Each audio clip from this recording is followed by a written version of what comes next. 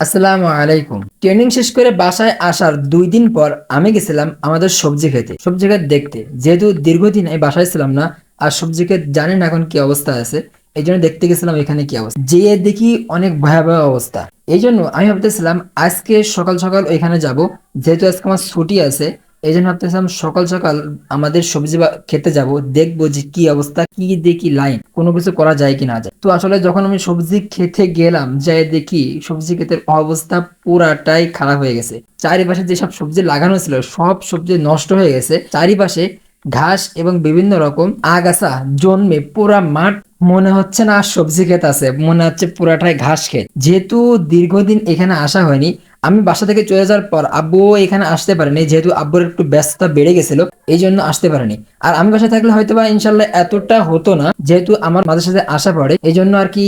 যেহেতু আমি আর আব্বু এখানে আসতে পারিনি, তারপরেও বেশিরভাগ সময় আব্বুই আসে, তো আব্বুর যেহেতু সময় হয়নি, তো এই জন্য পুরো 1 মাসের বেশি হয়ে গেছে এখানে আমাদের পরিবারের লোক কেউই আসেনি। আর এই 1 মাসের মধ্যে পুরো সবজি ক্ষেতটা একেবারে ঘাস খেতে পরিণত হয়েছে। এখানে ঝিঙ্গে লাগানো ছিল, তারপরে পুঁইশাক, বরবটি, ভেন্ডি, অনেক কিছু লাগানো ছিল। এসে দেখি সবকিছু একেবারে নষ্ট হয়ে গেছে এবং চারিপাশে জঙ্গলে পরিণত হয়েছে। আর এতটা ঘাস আর এবং আবর্জনা তৈরি হয়েছে, তা মনে হচ্ছে না একদিনে কোনো কিছু হবে।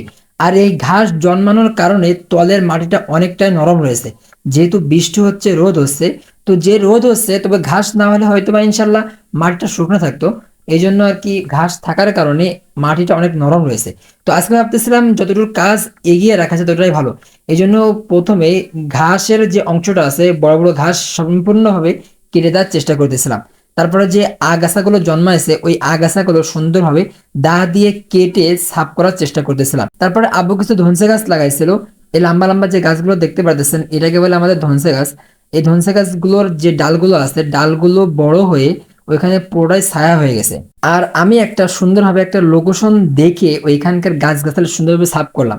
যেহেতু কয়েকদিনের মধ্যেই সবজি চাষ করতে হবে, আর পুরো খেতে যেহেতু সবজি নাই, এই জন্য যেখানে আমি সবজি লাগাবো ওইখানটা সুন্দরভাবে পরিষ্কার করার চেষ্টা করতেছিলাম। তারপরে কাজ কাম শেষে সুন্দরভাবে যেই আবর্জনাগুলো ছিল, আবর্জনা গুছিয়ে এক জায়গায় রেখে দিয়েছিলাম। তার মধ্যে আবার বৃষ্টিও চলে আসছিল, বৃষ্টির মধ্যেও কাজ করলাম খানিকটা। কাজ কাম করার পরে ঘন্টা দেড় কাজ করে চলে আসলাম, যেহেতু আর 2-1 দিন শুকাইতে হবে মাটিটা। তারপরে কুপিয়ে তারপরে এখানে সবজি চাষ করতে হবে। তারপরে গুছিয়ে আলহামদুলিল্লাহ যেটুকুনি চাষ করবে সেটুকুনি গুছিয়ে গেছে, বাসার দিকে আসলাম।